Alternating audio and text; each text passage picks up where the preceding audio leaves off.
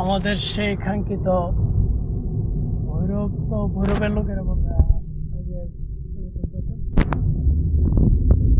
আশাগঞ্জের bridge. ঠিক আছে, আমরা যেহেতু ব্রাহ্মণবাড়িয়ার লোক, আমরা অবশ্যই আশাগঞ্জের ব্রিজ বলবো। আর যারা ভৈরবের লোকেরা ভৈরবের ব্রিজ বলবো। তবে ভৈরবের ব্রিজ ওই সবার কাছে পরিচিত, যার যেমন পিকটিক তুলতেছে মানুষ